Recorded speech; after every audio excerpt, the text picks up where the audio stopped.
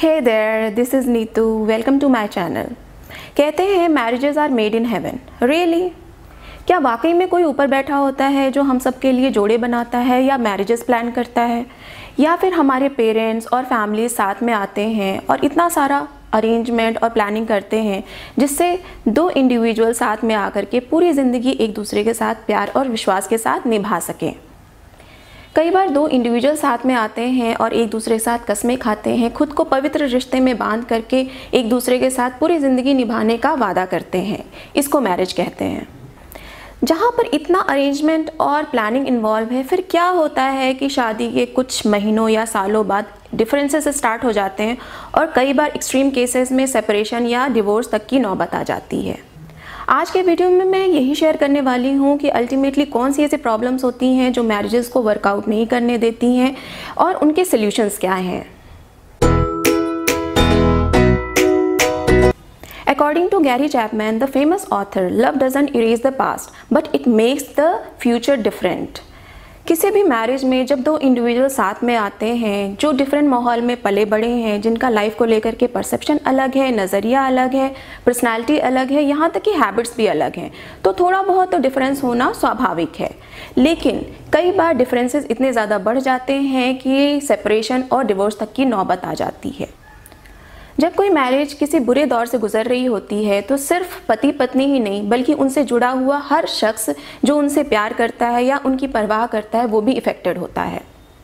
जब इतनी समझदारी, इतनी प्लानिंग और इतने अरेंजमेंट के साथ ये रिश्ता कायम किया गया तो कौन सी ऐसी मुश्किलें हैं या प्रॉब्लम्स हैं जो इस रिश्ते को निभाने के आड़े आती हैं.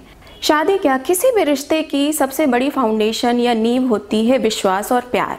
जहाँ पर भी ये दो चीज़ें कम होने लगती हैं वो रिश्ता अपने आप टूटने लगता है.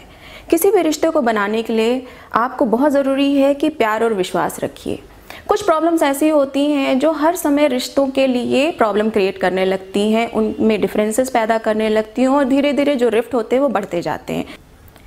किसी भी मैरिज में वो कौन सी ऐसी प्रॉब्लम्स होती हैं जो उसको वर्कआउट नहीं करने देती हैं या उस मैरिज को हैप्पी मैरिज नहीं रहने देती over a period of time, जैसे कि कम्युनिकेशन गैप, ईगो का होना, रिश्तों को ज़्यादा इंपॉर्टेंस ना देना, खुद को ओवरबर्डन कर लेना या सीक्रेट्स मेंटेन करना. ये देखने में तो बहुत छोटी प्रॉब्लम लगती हैं लेकिन धीरे धीरे ये किसी भी रिश्ते को दीमक की तरह चट करने लगती हैं. जब दो इंसान एक दूसरे के साथ शादी जैसे पवित्र बंधन में बंधते हैं तो वो ये चाहते हैं कि ज़िंदगी के लास्ट मोमेंट तक वो एक दूसरे के साथ प्यार से रहें. तो क्या सोल्यूशन है जिससे आप अपनी मैरिज को वर्कआउट कर सकते हैं, अपनी मैरिज को हैप्पी मैरिज बना सकते हैं. Communicate clearly. अपने स्पाउस के साथ में खुल के बातें करिए. आप जैसा फील करते हैं उसे ज़रूर बताइए. किसी भी तरीके का सीक्रेट मत मेंटेन करिए, चाहे वो आपकी सैलरी से रिलेटेड हो, प्रॉपर्टी से रिलेटेड हो, आपके ऑफिशियल मैटर, यहाँ तक कि आपके पास से भी रिलेटेड हो, वो उसे ज़रूर बताइए. इससे आपके पार्टनर या स्पाउस में आपके प्रति विश्वास कायम होगा और अल्टीमेटली किसी भी रिलेशन की बुनियाद विश्वास और प्यार पर ही टिकी होती है. Make time for you two as a couple. Responsibilities कभी ख़त्म नहीं होती. कभी बच्चों की रिस्पॉन्सिबिलिटीज़, कभी पेरेंट्स की रिस्पॉन्सिबिलिटीज़, कभी ऑफिशियल कमिटमेंट्स. ये रिस्पॉन्सिबिलिटीज़ आपकी शादीशुदा ज़िंदगी में से रोमांस फैक्टर ख़त्म करने लगती हैं और धीरे धीरे आपकी शादीशुदा ज़िंदगी में वो बिटरनेस या खटास पैदा होने लगती है. इसलिए कभी कभी इन रिस्पॉन्सिबिलिटीज़ से छुट्टी लीजिए और एक दूसरे के साथ एज अ कपल फुर्सत के पल बिताइए. इससे आपके रिश्ते में मिठास, बॉन्डिंग और इंटीमेसी पैदा होती है. It's okay to disagree. एक मैरिज में दो इंडिविजुअल्स होते हैं जिनका सोचने का नज़रिया अलग हो सकता है, प्रायोरिटीज़ अलग हो सकती हैं. ज़रूरी नहीं कि मैं अपने जीवन साथी की कही हुई हर बात से अग्री करूं. फॉर एग्जाम्पल, जैसे आपने कहीं घूमने का प्लान बनाया लेकिन आपका स्पाउस या पार्टनर उस ट्रिप पे नहीं जाना चाहता किसी भी रीज़न से. हो सकता है कोई रिस्पॉन्सिबिलिटी हो, ऑफिशियल कमिटमेंट हो या पहले से ही उसका कोई एंगेजमेंट हो. इस बात का बहुत ज़्यादा इशू मत बनाइए और उसकी भी सिचुएशन को समझने की कोशिश करिए, क्योंकि ये इतना खूबसूरत रिश्ता है कि अगर थोड़ी सी समझदारी दिखाई जाए तो ये और ज़्यादा खूबसूरत हो जाता है. Learn to forgive. कहते हैं क्षमादान से बड़ा कोई दान नहीं होता और क्षमा करने वाले से बड़ा कोई ज्ञानी नहीं होता. गलतियां हर किसी से होती हैं लेकिन पास्ट में की हुई गलतियों को प्रेजेंट या फ्यूचर में घसीटना और उसकी वजह से प्रेजेंट और फ्यूचर को स्पॉइल करना ये कोई समझदारी नहीं है. किसी भी रिलेशन में फॉरगिव करना या क्षमा करना और पुरानी की हुई गलतियों को भूल करके आगे मूव ऑन करना, यही ज़िंदगी है। Have respect for other relation of your spouse.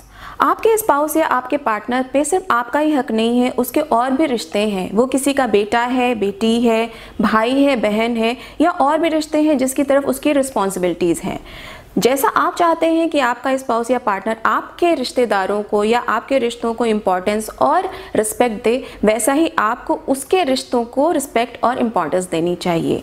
इससे आप दोनों के बीच के रिलेशंस और बॉन्डिंग और भी गहरी होती जाती है और आपकी शादीशुदा ज़िंदगी और भी सुखमय होती जाती है। किसी भी शादीशुदा ज़िंदगी या किसी भी रिलेशन में सिर्फ दो इंडिविजुअल्स नहीं होते हैं जो उस रिलेशन में होते हैं।